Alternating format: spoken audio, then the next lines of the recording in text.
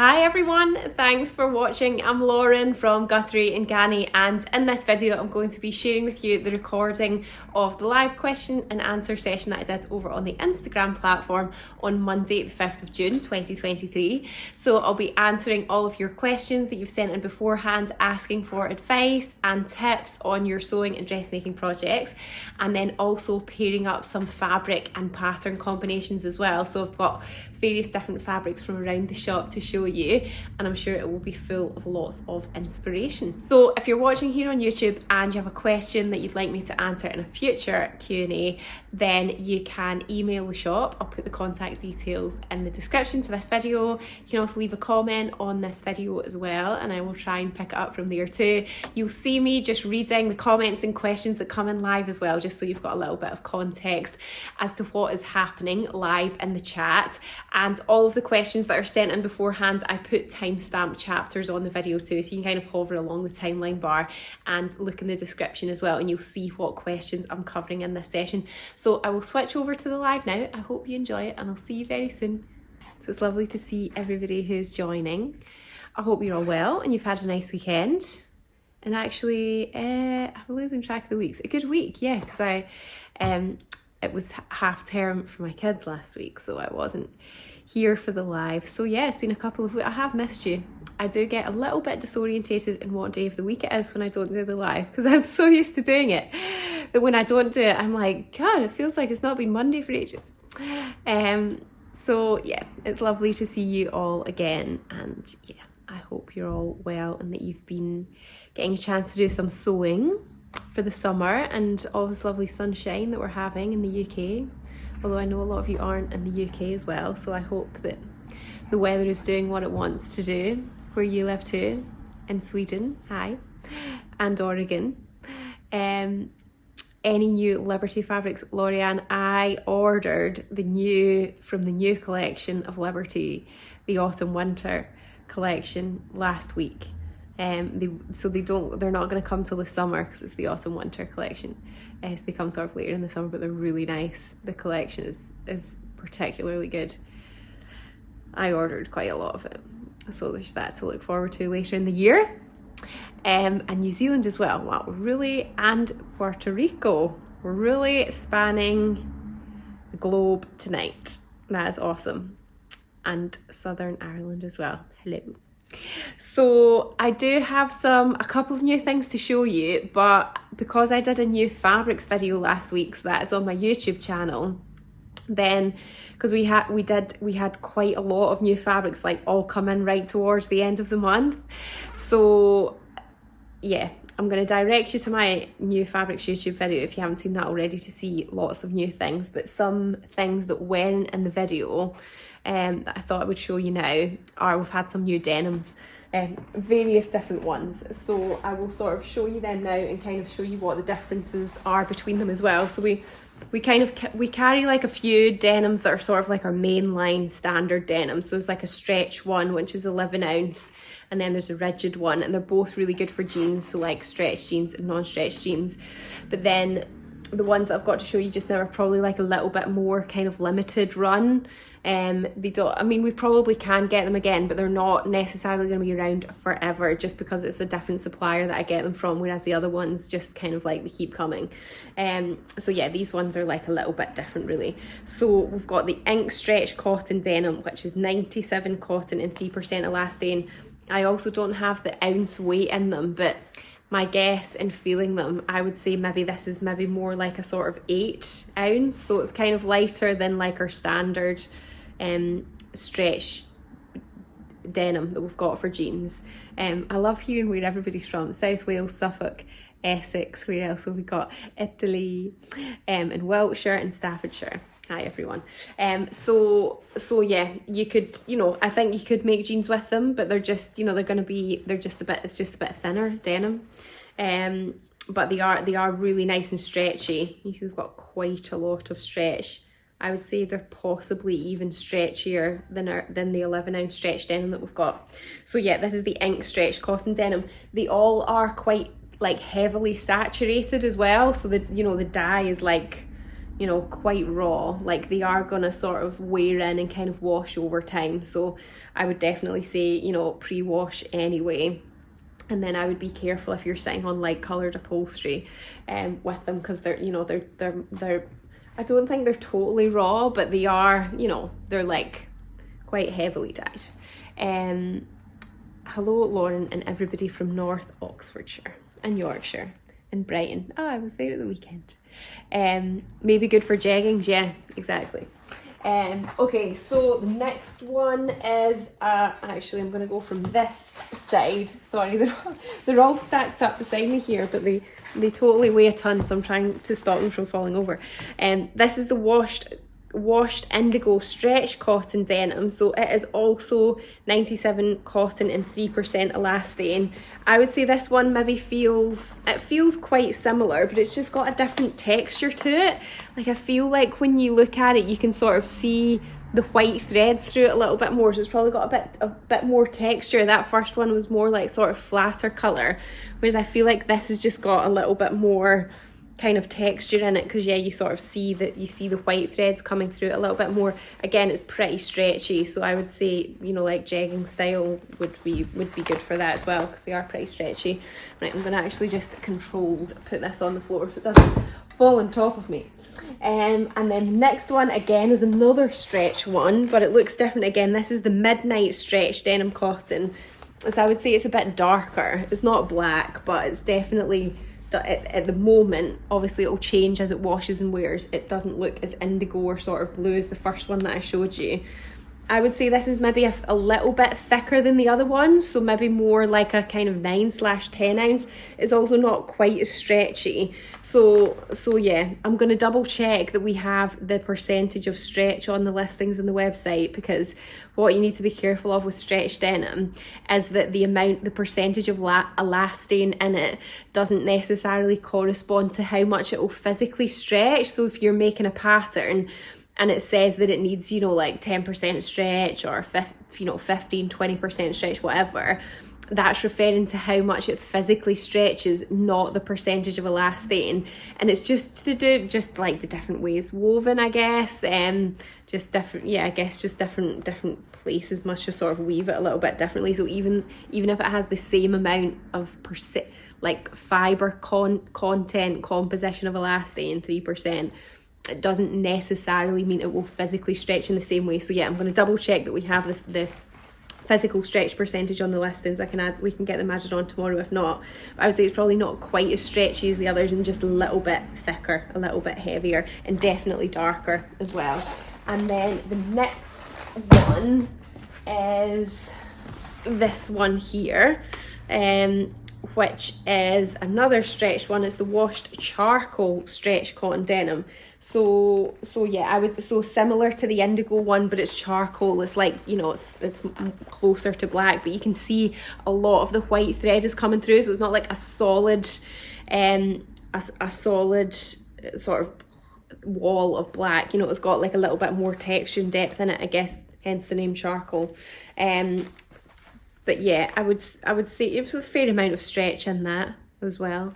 Okay, so the last one that I've got, gosh, honestly they weigh like such a ton.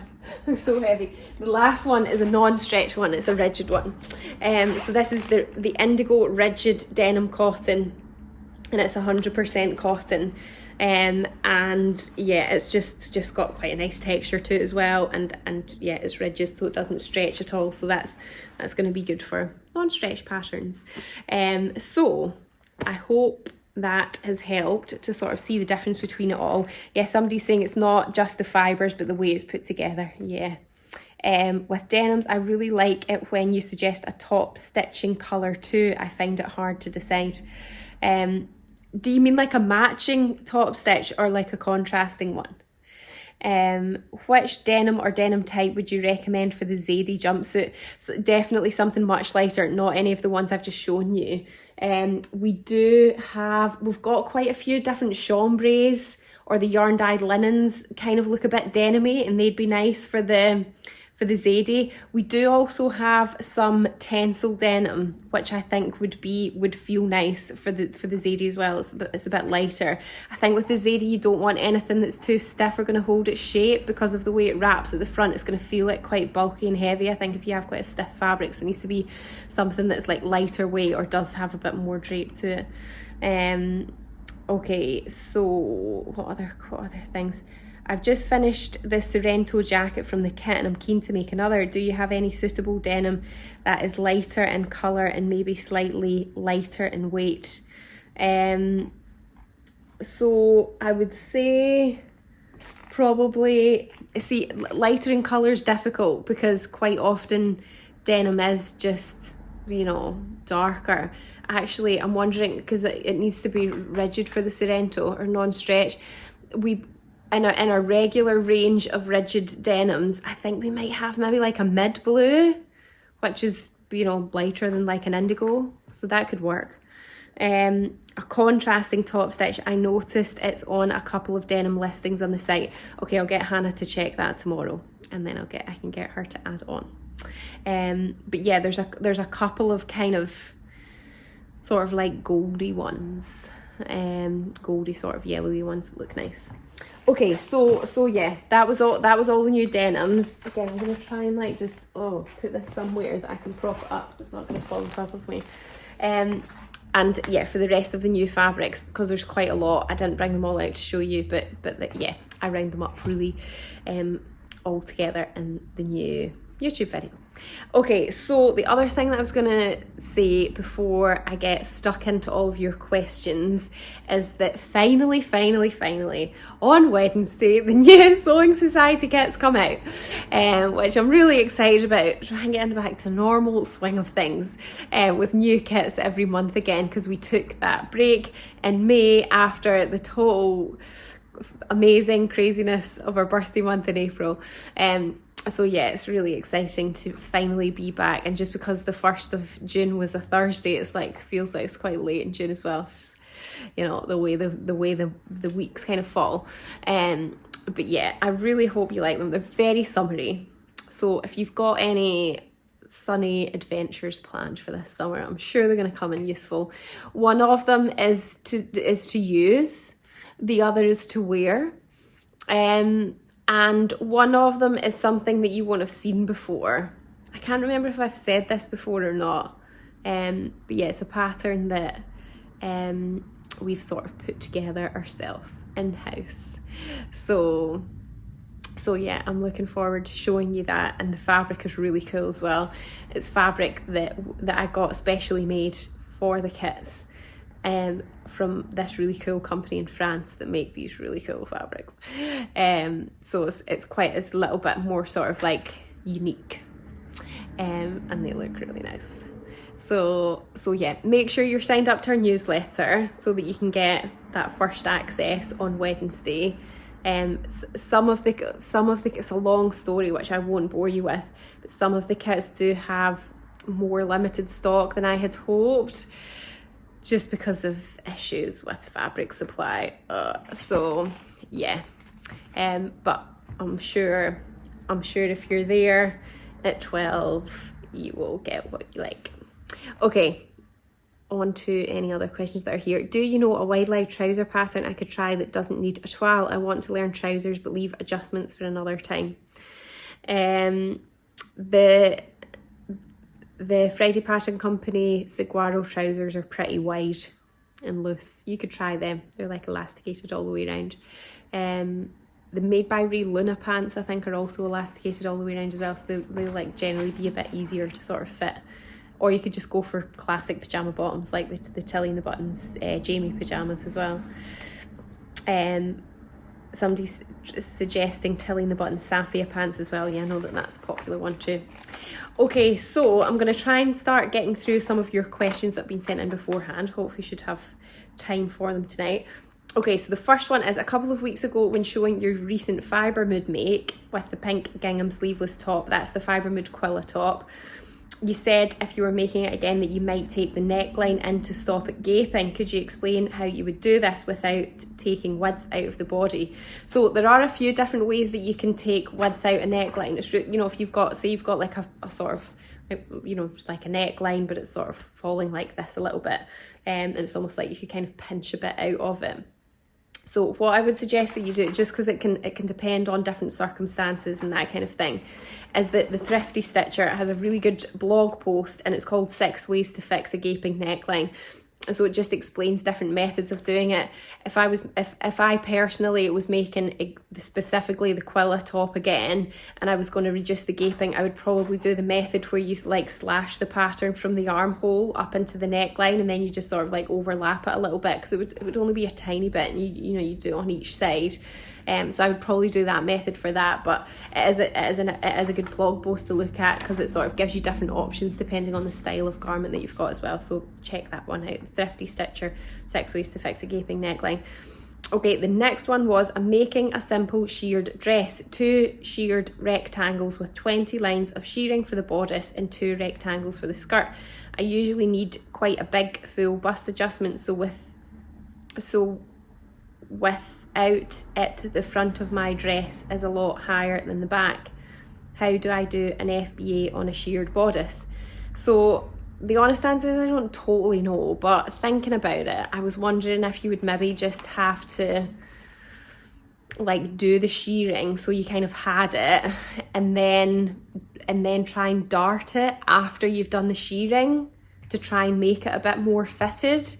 I don't really know if you could, I don't really know, just with the shearing and it, like, you know, depending on how that's done and the fabric and everything, can probably be quite unpredictable as to how it's going to turn out to try and do something before you do the shearing, which is why I was thinking maybe it's better to do the shearing first. You've kind of got your bit of fabric, and then dart it afterwards, and almost like sort of just have a bit of sheared fabric, and then kind of cut it to, or you could like maybe sort of put it on you and then try and kind of pinch in to make the dart, so you could work out where they needed to be. That was the best thing I could sort of think of. Somebody's suggesting the Merchant and Mills 101 trousers for easy ones for non-fitting. Any of these wide leg suggestions particularly well drafted for a fuller bottom and smaller waist? I always have to make an adjustment. That I'm not totally sure of. Somebody's saying the 101 are roomy and a drawstring waist. Yeah, so hopefully that helps narrow things down. Okay, the next question was which scissors. That was it. I personally use, I've tried like various scissors, because people give me scissors as well, including these. Prim gave me a pair of these to use years ago, and I still use them. It's the micro serration shears, and they have little sort of teeth on the blade, which means that they can just grip the fabric a bit better. And they unfortunately though they can't be sharpened, but I actually use the 21 centimeter ones, but in the workshop we tend to use the 25 centimeter blades.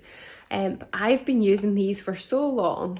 I don't know, I want to say like maybe like 6 or 7 years. I don't know, I feel like a long time anyway.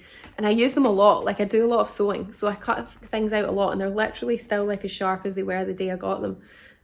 For some reason the ones we use in the workshop tend to go blunter a lot quicker. I'm not sure why. I don't know whether they like accidentally get sort of nicked by pins or something, but I feel like they're really good and they've lasted a long time. So that is what scissors I use anyway. Okay, the next question was, this might open up a little bit of discussion. We can hear your thoughts as well. Who is going to win the sewing bee? Well, obviously I don't know. You know, I don't have anything to do with the sewing bee, other than watching it. But I feel like it's too early to call. It's only been a couple of weeks in, and you know, it takes a while to get to know everybody, doesn't it, in the start, because there's a lot of contestants. Asma's pretty good though, right?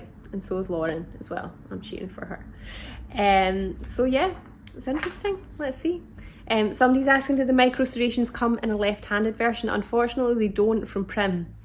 I'm not sure whether maybe another brand have micro serration that's left-handed, but yeah, I did ask, and they don't have micro serration for lefties. I'm sorry, it seems a bit unfair, doesn't it? I don't know why. I will feed it back.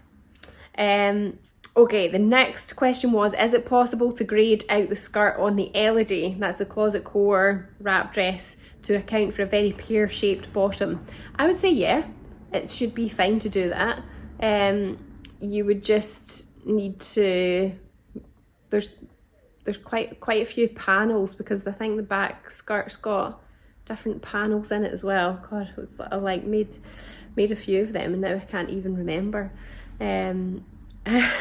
We went together. I think generally the answer is yes, it is possible. It is, you know, it's got a waistband, so I think you would just need to make sure that you were keeping whatever size you had at the waist, you know, at the waist, and then sort of grading out from there and just sort of merging up to a different size. Yeah, a few people saying too early to call, plus different tests and different skills from the sewist. I know, well, yeah, a lot of people are saying Asma's good. Yeah, she is good. I know, because also, like, I think the challenges sort of challenge people in different ways as well. So then, obviously, some people are maybe going to have, like, stronger skills than others in certain things. Then I wonder if it can just sort of depend on, like, the order that they get them to do different tasks as well.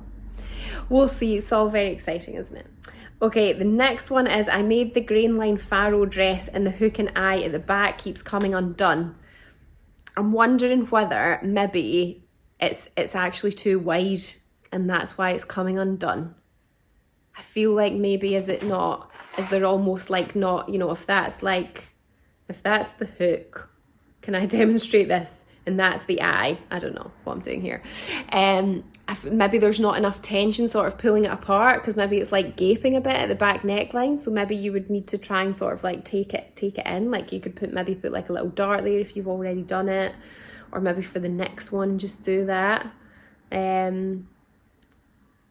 Or maybe you could almost sort of cheat it, and if that is the case, maybe you could reposition the eye bit so that it's further over, so then where it would just, instead of like butting up at the back, it would sort of overlap a little bit more, but then at least it would stay together. Maybe that could help. You can sharpen pinking shears by cutting tin foil. Interesting. Do you sell pinking shears? We do, yeah. I have a vintage pair and wondered if you could get them sharpened. Do you use them? I don't tend to use them that much, to be honest. But yeah, you could try sharpening them with cutting tin foil. I'm just wondering, actually, I'm pretty sure that I took the pink, because I took loads of scissors to like a sort of ironmonger type store that's local, and I'm pretty sure they sharpened my pinking shears as well. So you could try that as well, and ironmongers might sharpen them. Okay, so the next one was, is it possible to make a sleeveless next top by replacing the sleeve piece with bias binding? It's the next dress that I'm wearing just now. So I think you could, but I think you'd have to make a little bit of adjustments to it, because when something is drafted to have a sleeve, the arm opening is different than if it's going to be sleeveless. So it tends to be a bit lower, and it tends to come like round a little bit more. So I followed a tutorial on the Helen's Closet blog, which shows you how to do it for the Gilbert blouse shirt. It shows you how to make that sleeveless. So I would have a little look at that, and then I think you would have to just sort of do something. I don't think you could just totally leave off and then bind it. I feel like it might not quite have the right shape, or it might sort of gape a little bit. So yeah. Oh, somebody's saying Helen's Closet has just released some wide leg trousers that might be good for that previous question, elastic waist, the June pants. I literally just saw the email for that like this evening as well. Yeah. Okay, the next question was, will attaching poppers weigh down light fabric to droop if added instead of buttons for a button down shirt? I think it depends on the fabric that you're using, and also the poppers as well. If they're like the colour snap ones, then I think it should be fine because they're quite light. If it was, I also think that if it was the metal ones that are actually build is being used for jersey, but you can totally use them on woven fabric as well. If it's lighter weight fabric, I think they would be fine because they're lightweight too. When I did the pearl poppers on my Amherst shirt, which was in like a fairly lightweight tencel denim chambray fabric, I don't think it does. Like, I don't think it sort of makes it hang any different. I mean, because the button band's got interfacing in it anyway, so that sort of like supports it. But I generally think no, unless it was like a really, really lightweight fabric. So I'm gonna hedge my bets and say no, I think it would be fine. Okay, the next one is, what kind of hem would you recommend for the bottom of a dress made in floaty viscose fabric? Well, the easy sort of way is if you've got an overlocker, you can just overlock it, press it back once, and then top stitch it. But that's going to be good if it's like a level hem. If it's a dropped hem or anything, you might want to sort of spend a bit more time on it. What I usually do is sew a line of stitching that is about 0.5 centimetre away from the raw edge of the fabric, and then I use that as a pressing guide to press it to the wrong side, and then I just turn it over again like as narrowly as I can. And then the stitching also, as well as acting as a pressing guide, it also just helps to stop it from stretching out as well, which is quite useful. And then I just top stitch it in place. So that's usually what I do.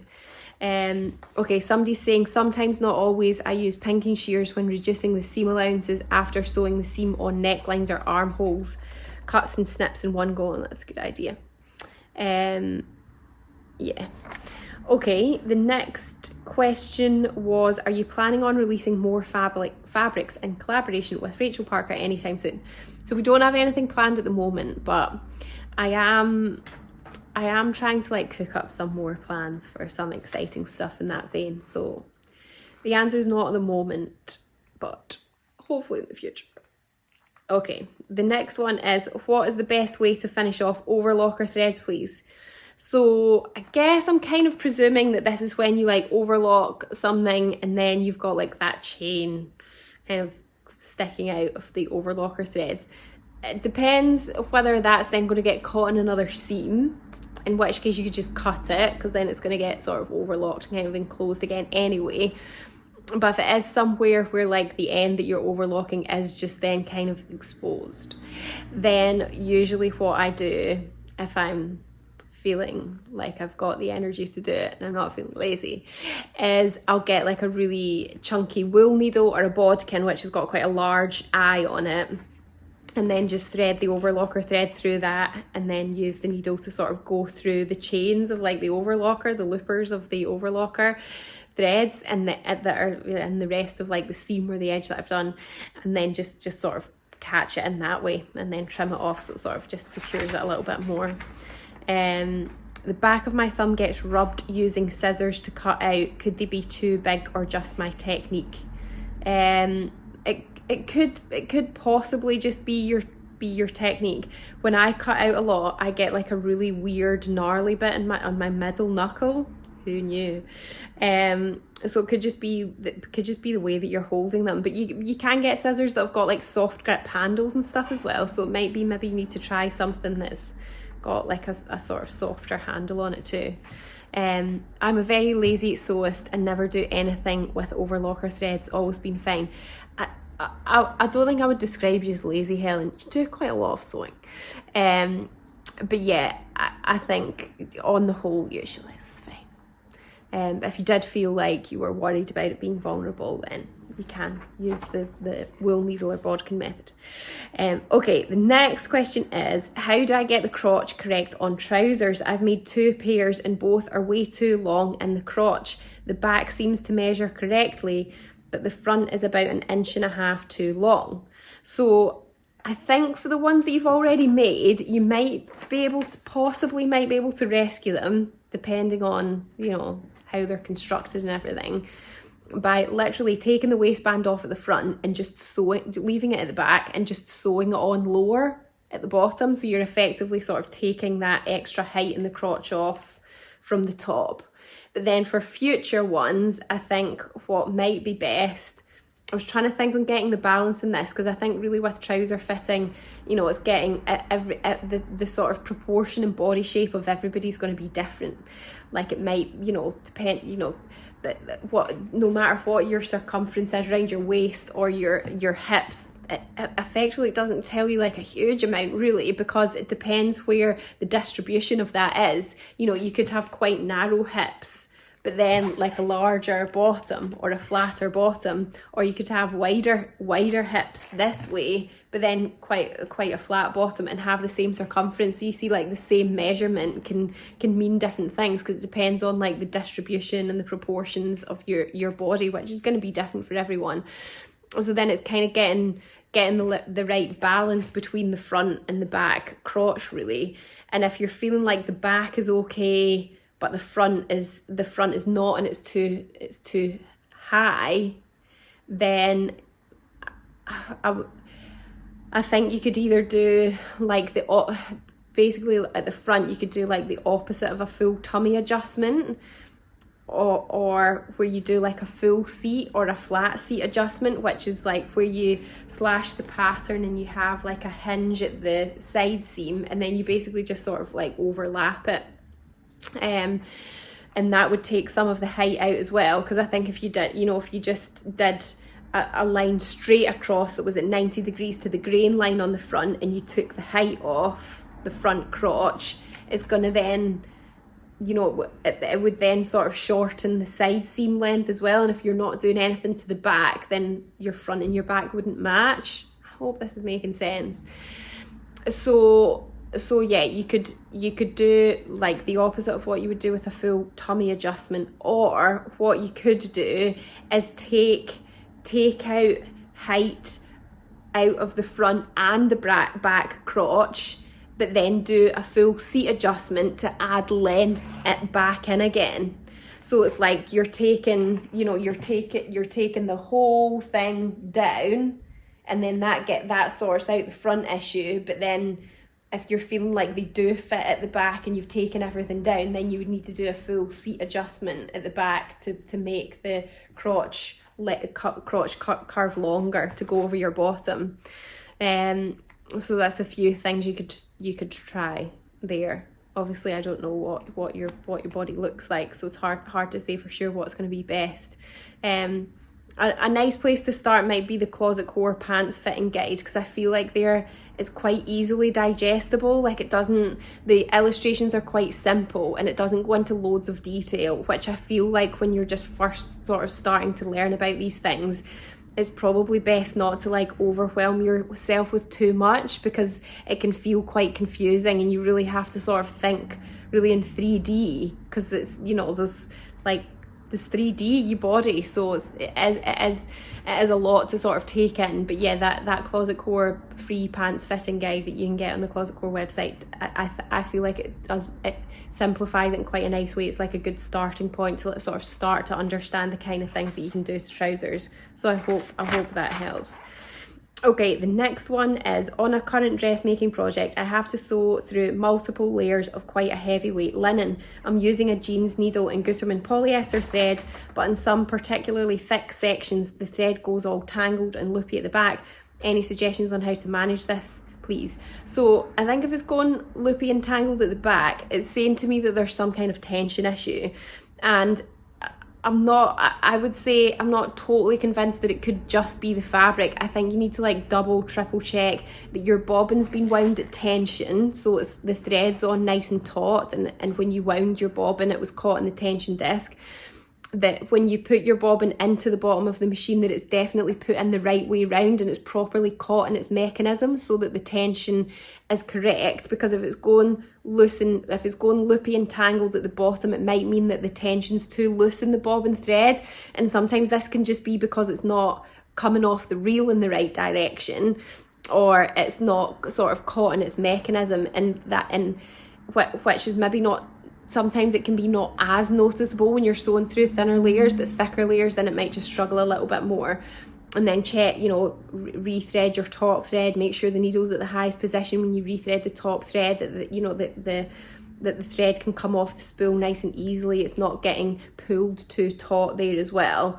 So I would like double, triple check all of that kind of stuff.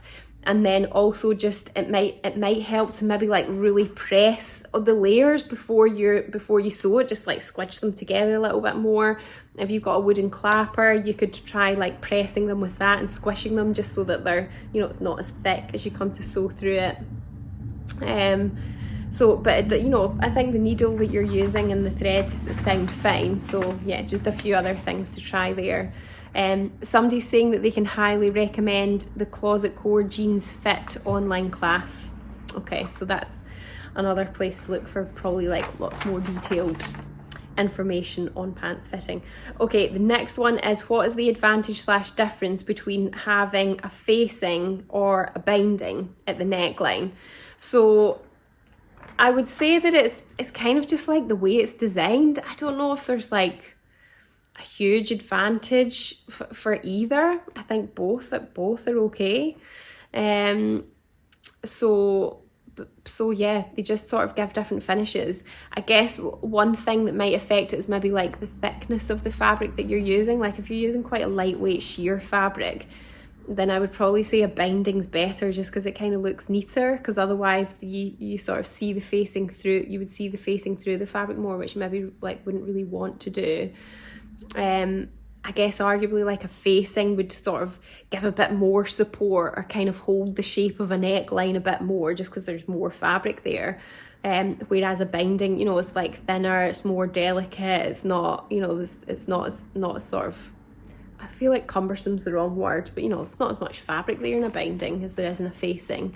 But you know, but I think both are good. You can, depending on the style, you can sort of use them interchangeably.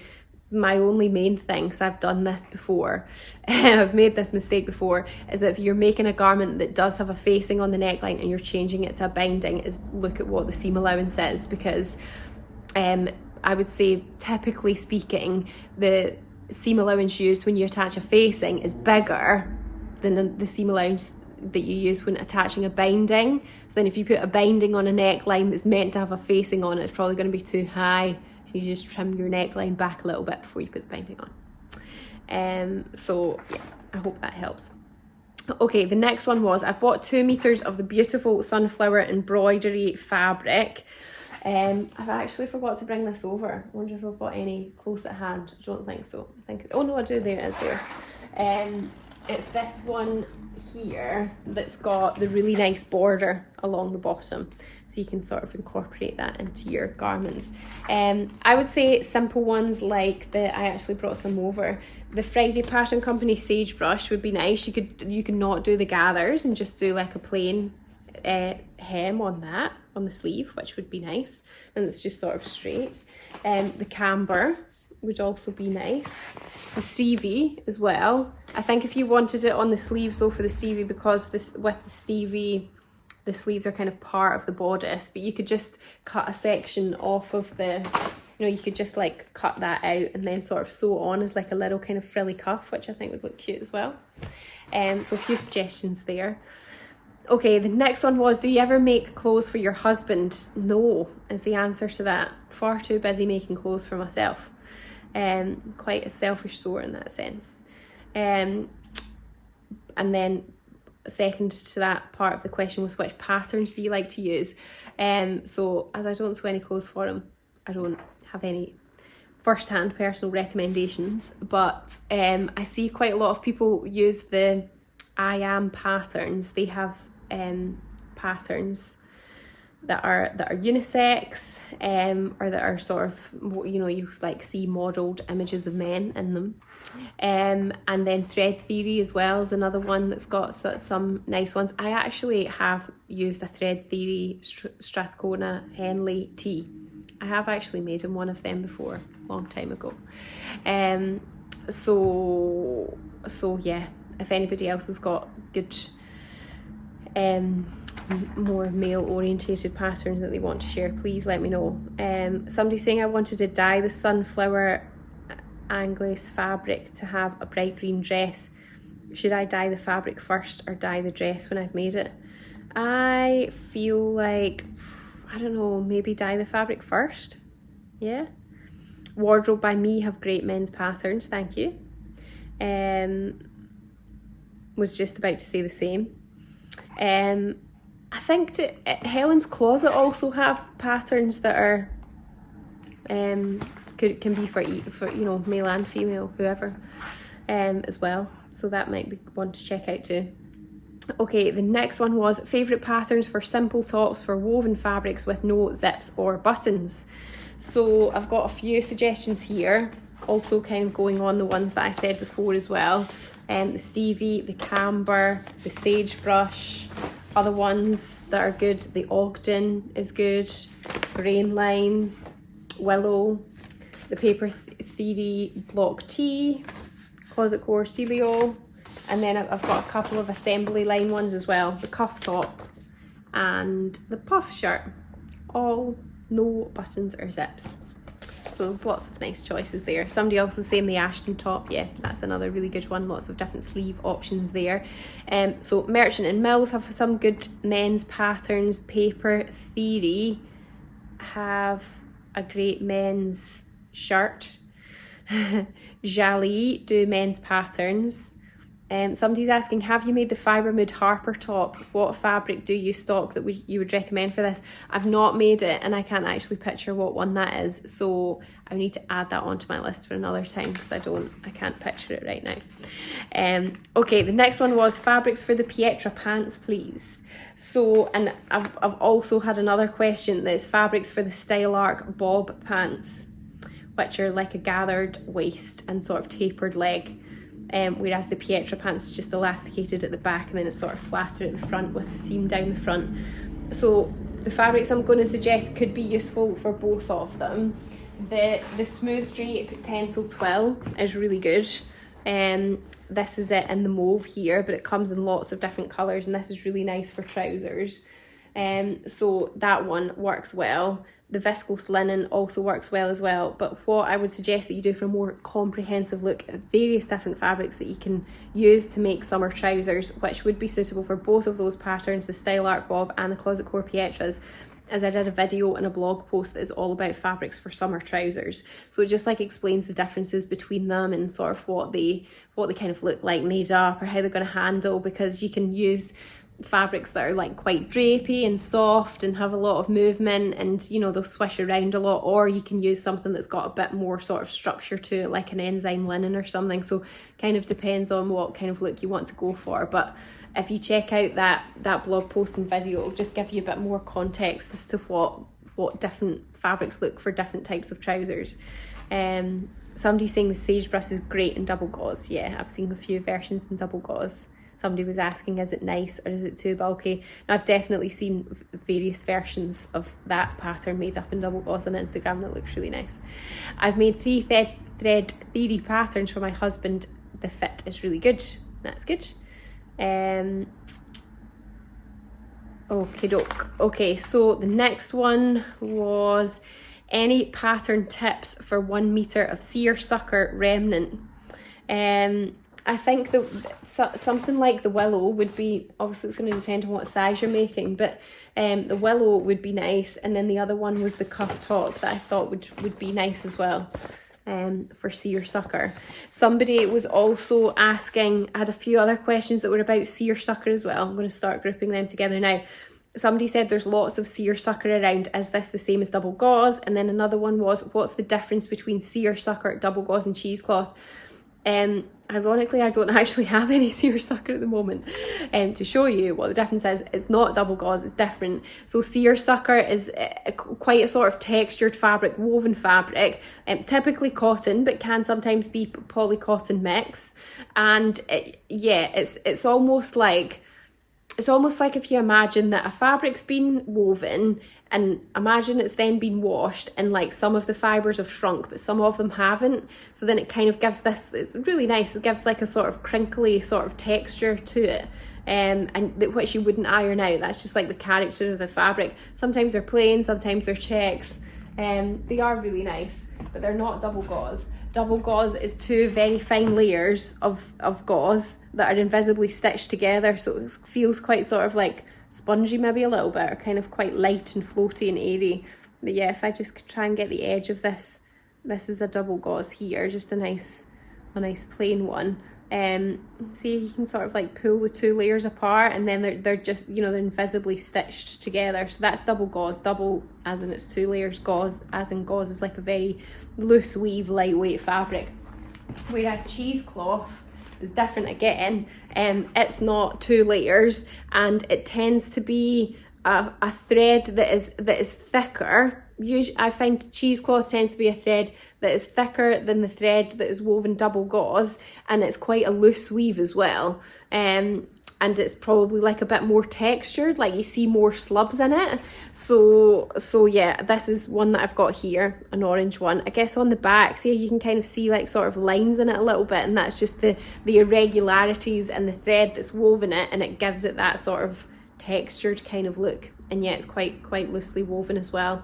But I would say like generally the 3, seersucker, double gauze and cheesecloth, arguably could kind of be used interchangeably for like the same pattern. You know, they would all be, you know, they'd all be nice for like little tops and stuff. Somebody's saying I've just made the Donny shirt in a seersucker. I've only ever come across seersucker embedding. We did for a while have quite a few seersuckers. I don't know, we've had like a little bit of a, yeah, we don't have any at the moment. The Wren blouse, that's a chalk and notch one, worked out great in seersucker for me, and I got it out of a metre. Somebody's saying the video is so useful, definitely worth a watch. That's the trouser video, that's good, thank you.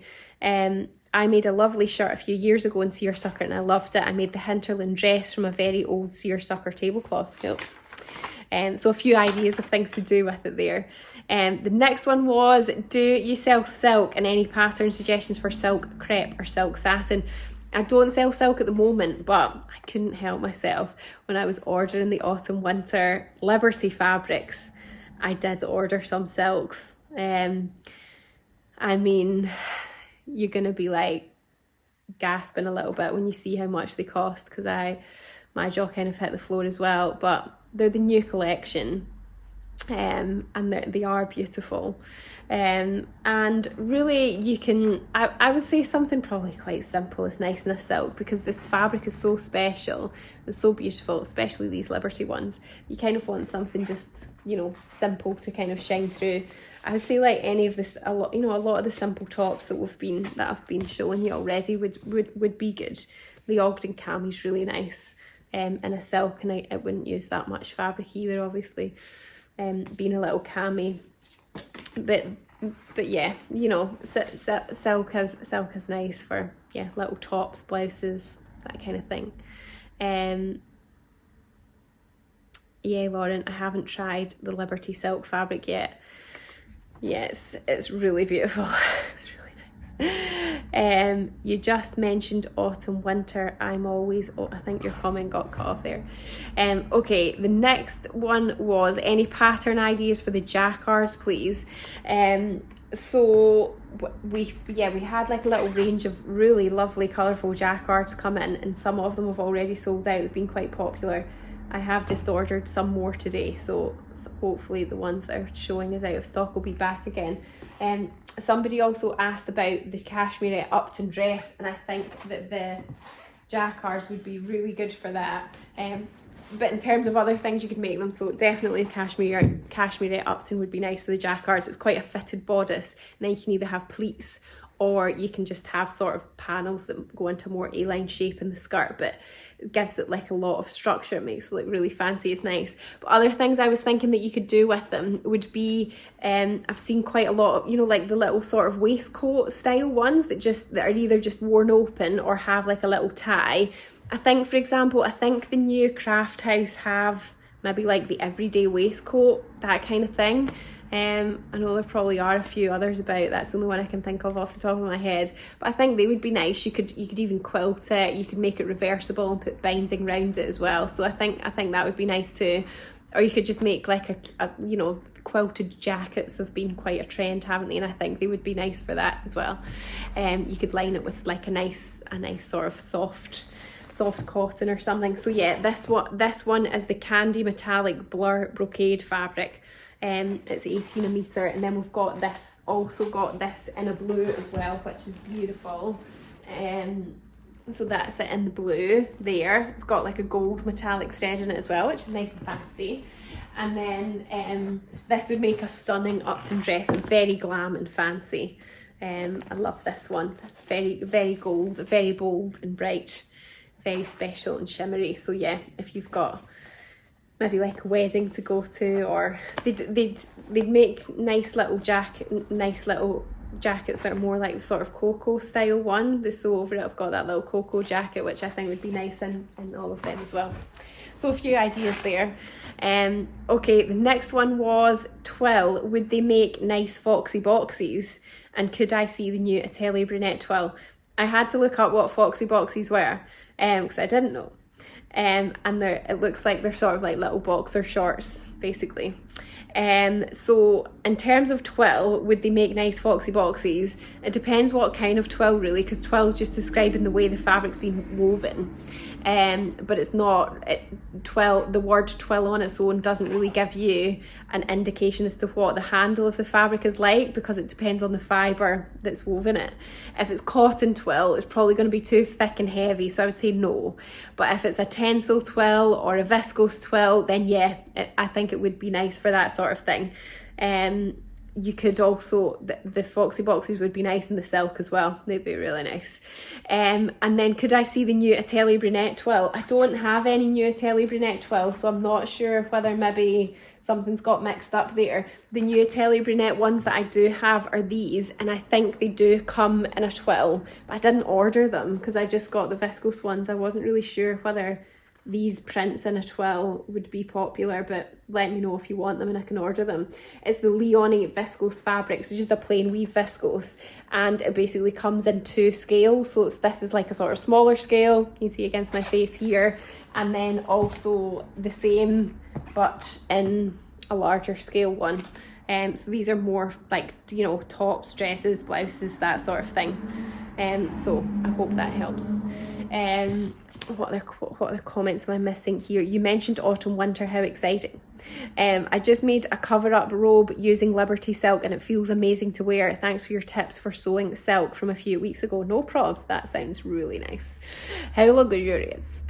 It's so helpful. I have a friend wanting to make the Upton. I will suggest she checks out the fabric she just mentioned. Yeah, that's good. Any jacquard trouser pattern recommendations, please? I think it would have to be something that's lined, because the jacquards aren't the softest to be like right next to your skin.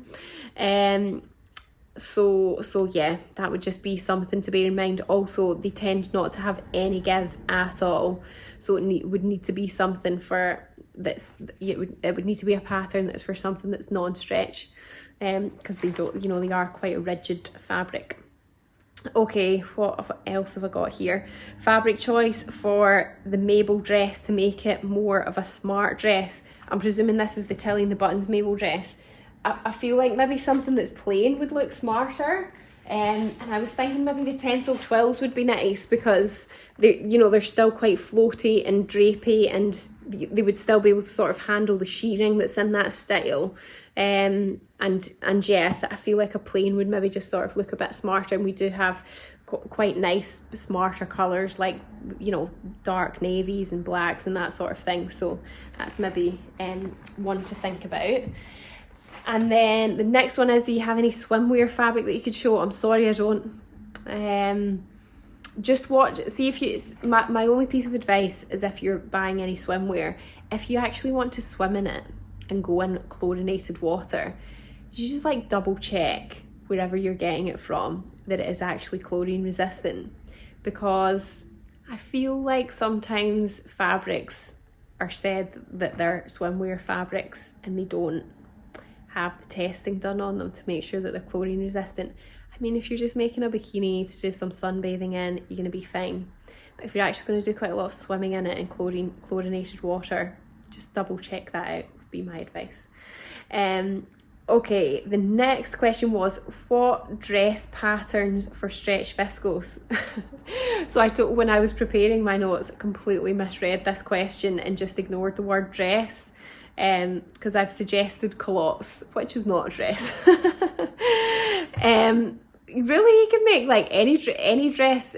The fact that it's stretched, actually no, wait a minute. Do you mean like stretch jersey viscose, or do you mean like woven stretch viscose? This is where it can get confusing. So you can get woven viscose that's got elastane in it, which you would still treat as a woven viscose, but it just happens to have a little bit of a give. The ones that I've come across that are like that tend to be a little bit heavier and weightier, like a bit thicker, which is why they're good for bottom garments like culottes, for example, because they are just a little bit thicker, but you can make dresses with them as well. And, you know, lots of dresses would be suitable for that. They're probably going to feel maybe like a little bit more wintry, just because they're thicker. Like woven stretch viscose tends to be a little bit thicker, but you know, like nice for shirt dresses, wrap dresses, any kind of dress really, you can do that. So but yeah, if it was stretch jersey viscose, where it's actually like a jersey knitted fabric, then like the cashmere at Appleton's nice. And so over it I've got some nice jersey dresses as well. Okay, you're saying it is woven stretch viscose. Yeah, so, but you know, like the Closet Core Elodie would be nice, or I'm trying to think what other dresses off the top of my head, because as I said, when I read the question I was preparing for it, I completely missed the word dress. But yeah, I would suspect that it would have more of like a transitional sort of wintry feel, because that tends to be sort of thicker. I hope that helps. Is the fabric you sell chlorine resistant? Well, I don't have any swimwear, so that's why that would just be my advice. No, I do actually sell some swimwear, don't I? Because I've got the Liberty ones. Yes, they are chlorine resistant. I've got a few Liberty swimwears and they are resistant. But can use patterns for woven. Not totally. I'm missing the context of that question a little bit now, sorry. Okay, the last couple that I've got, actually this is the last one because I answered the other few before. Do you have a fitted blazer pattern which isn't too tricky, please? So I've got a couple. This one I would say is tricky, and it is more fitted, like it's got more panels in it and everything, but it is quite in-depth. So I think they might even have an online course that goes with this one, the Jazika. But more simple ones I would say that are lined are the Avid Seamstress, the blazer, and the Friday Pattern Company Heather blazer as well. This one's got patch pockets. This one's quite cool. It's got like a sort of seam that goes along, and then the pockets sort of like inset in that, which is quite nice. So that's a couple to check out anyway. You could maybe have a look at the hashtags for those patterns and see some versions there that might inspire you. Okay, somebody's saying fabric suggestions please for the Charlie caftan. Double gauze is nice. Or the viscose linen would be nice as well, because it is sort of like a little bit fuller and drapey. We've also got some nice yarn dyed linens which would be nice for that as well. So a few suggestions there. The Closet Core Jazika is very tailored. Yeah, it's got quite a lot of different things that you need to sew that one, so it's probably I wouldn't describe it as not being too tricky, which is what the question was. So yeah, that is all of my questions that I was sending beforehand. If you did send one and I've somehow missed it, I'm sorry. Please send it again and I'll add it on my list for next week. So yeah, I will be here again next week, and I could show you the new kits then as well, but otherwise watch your inboxes on Wednesday. But yeah, thanks for all your input everyone as well, all your comments and questions too. Keeps us all chatting. Thank you, Lauren, for your time and advice, for sharing your wisdom and knowledge. No props. Have a lovely week, everyone. Yeah, I hope you all have a really good week and that you get some time to do some nice sewing. I'm currently busily trying to sew some samples for the July Sewing Society kits. So that's exciting, but it's not anything that I can share with you. So yeah. But I'm hoping I'm going to get them finished in the next couple of days so that I can make something else that I can show you. So yeah, I'll save the video as always on Instagram, so you can always watch it back there, and then I'll try and get it on YouTube at some point tomorrow. my slow internet connection dependent, and I'll have the timestamp chapters on there as well, so you can always skip to different questions there too. Thank you, first time I've managed to see this live. Oh, that's good, thanks for joining us. So yeah, have a good week everyone. See you on Wednesday for the Sewing Society kit release, and then see you next week for another live. Bye.